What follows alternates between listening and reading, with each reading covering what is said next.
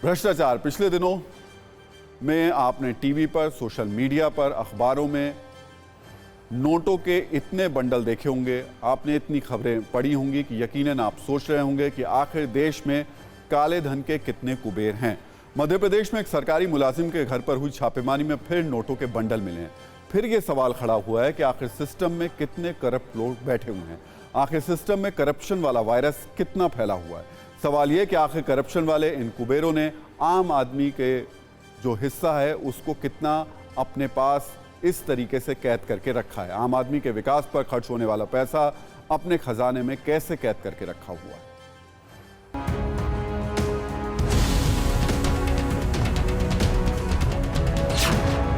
हर तरफ नोटों का अंबार है, हर तरफ लाखों के गहने हैं, महंगे सोफे, आलीशान घर में प्राइवेट थिएटर जैसे कमरे, महंगी गाड़ियां। ये तस्वीर किसी बड़े कारोबारी के घर की नहीं, बल्कि मध्य प्रदेश के जबलपुर में आरटीओ के घर की है, जो महल से कम नजर नहीं आ रहा। ड्राइंग रूम से बाथरूम तक काली कमाई के सबूत हैं। मध्य प्रदेश के जबलपुर में आरटीओ संतोष पाल सिंह के घर जब छापा पड़ा तो कुछ ऐसी ही तस्वीरें नजर आई।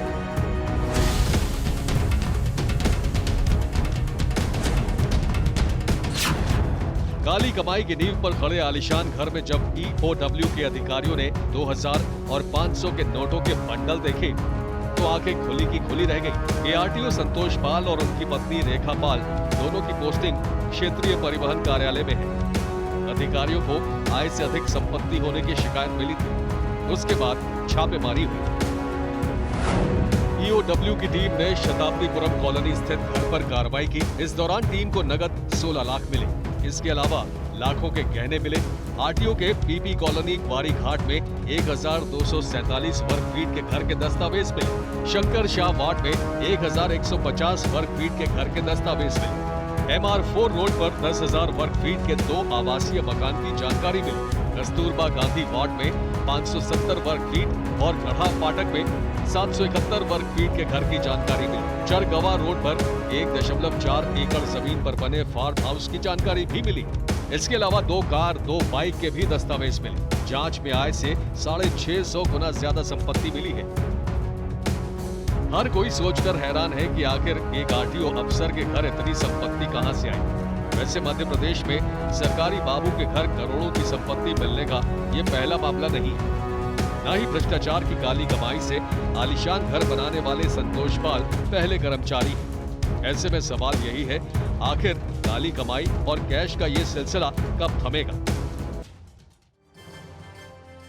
तो मध्य प्रदेश में छापेमारी और छापेमारी में करोड़ों के नोट और अरबों की संपत्ति की बरामदगी की खबरें नई बिल्कुल भी नहीं है।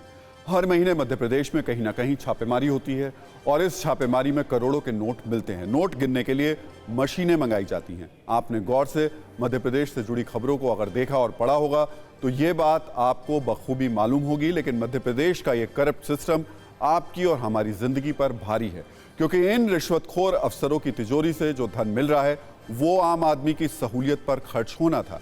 ये वो पैसा है जो विकास पर खर्च होना था, लेकिन ये पैसा काली कमाई के इन कुबेरों के खजाने में कैद हो गया है। यहाँ हम आपको एक सर्वे के जरिए मध्य प्रदेश के करप्शन पर एक जानकारी भी देना चाहते हैं। 2019 में लोकल सर्कल के एक सर्वे के मुताबिक मध्य प्रदेश में 22% लोगों ने माना था कि उन्हें सरकारी सिस्टम में काम कराने के लिए कई बार रिश्वत देनी पड़ी। सर्वे में 33% लोगों ने माना कि उन्हें काम कराने के लिए 1 या 2 बार रिश्वत देनी पड़ी। महज 12% लोगों ने माना कि उनका काम बगैर रिश्वत के पूरा हुआ, जबकि 33% लोगों ने कहा कि उन्हें सरकारी सिस्टम में काम कराने की जरूरत ही नहीं पड़ी। यानी मध्य प्रदेश में 55% लोगों ने माना कि उन्हें सरकारी सिस्टम में काम कराने के लिए रिश्वत देनी पड़ी।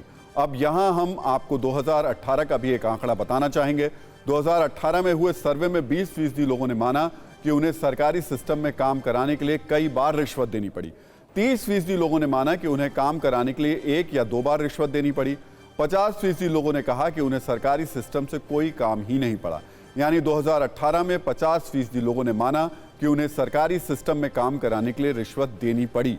यहाँ हम आपको बताना चाहेंगे कि 2018 से 2019 यानी महज 1 साल में रिश्वत देने वालों की संख्या बढ़कर 50% से 55% हो गई। सोचिए आज यानी 2022 में मध्य प्रदेश में कितने फीसदी लोगों को रिश्वत देनी पड़ती होगी और रिश्वतखोरी का ये पैसा अक्सर छापेमारी में नोटों के बंडल के तौर पर सामने आ भी जाता है। इसलिए आज इस करप्शन वाले सिस्टम के खिलाफ जागरूक होने की बेहद जरूरत है।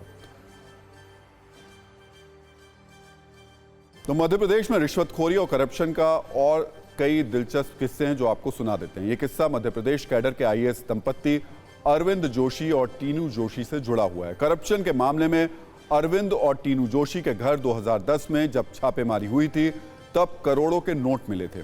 तब यह पहली बार हुआ था जब छापेमारी में जब्त नोटों को गिनने के लिए एजेंसीज को नोट गिनने वाली मशीन मंगानी पड़ी थी। यहां हम आपको यह भी बताना चाहेंगे कि दोनों करप्ट अफसरों के खिलाफ ईडी ने पीएमएलए कोर्ट में 15,000 से अधिक पन्नों की चार्जशीट दाखिल की थी। जांच में अरविंद और टीनू जोशी की 100 करोड़ से ज्यादा की अवैध संपत्ति का खुलासा हुआ था। आपको बता दें कि जोशी दंपत्ति के खिलाफ छापेमारी करने वाली मध्य प्रदेश पुलिस के लोकायुक्त दस्ते ने अपनी चार्जशीट में कहा था कि जोशी दंपत्ति ने अपने आय से 3,151% ज्यादा संपत्ति बनाई।